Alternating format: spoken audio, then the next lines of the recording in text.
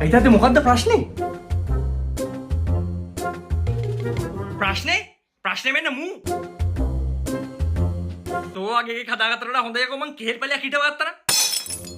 අනේ අනේ මේ විකාර කියන්නේ බා තාත්තේ. තාත්තා හිටවලේ මං එපේ මොකට සාත්තු කරේ? ඈ? හැබැයි ඉතින් කෙහෙල් කනක් හරි කන්න පුළුවන් නේ. හැබැයි ඕනේ ඒකනේ මට ඈ. හරිද ඉතින් මොකද මේ හදිසි කෙහෙල් කන්න හදන්නේ?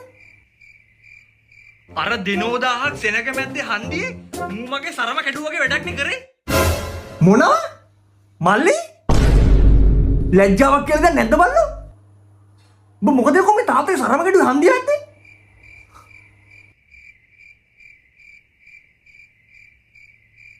බුදු තාත්තේ යටට ඇඳලා තීටියේ. ඈ? මොන බම්බුවක්ද උඹ කියන්නේ?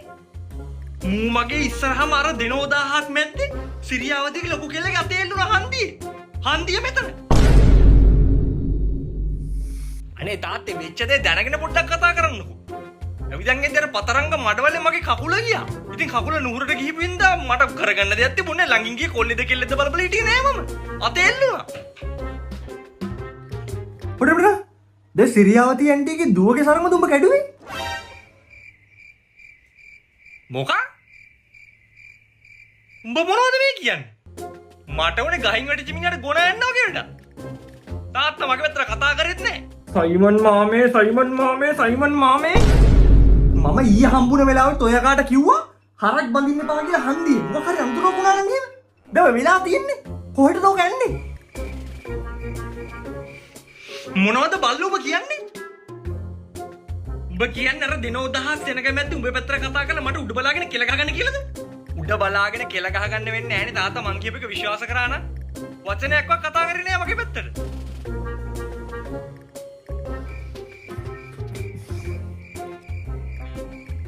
පොඩි මට දැන් පොඩ පැටලිලා තියෙන්නේ. තාත්තා ගෙල් බල හිට ඉන්නකොට මෝ හන්දියට ගියා. ගිහිල්ලා අර කෙල්ලෙක්ගේ සරමක් කඩලා හරකින්ගෙන් ඇනගෙන එතකොට කවුද කෙල ගගා හිටියේ? සයිමන් මාමද? මොකක් කිව්වා? මොන බම්බුවක්ද උඹ කියන්නේ? උඹට හාල්ද? හාල් හොඳයි නේ. මං අම්මට කියන්නම් බත් ටික ලිපේ තියන්න කියලා. අනික මට නම් බෑ ඉන්දියප්පගේ හන්දියට නොහොම ගොන්නු බැඳලා ඉන්නවා. ඇන්නොත් එහෙම මට යන්නේ. ඈ? Vagabundo.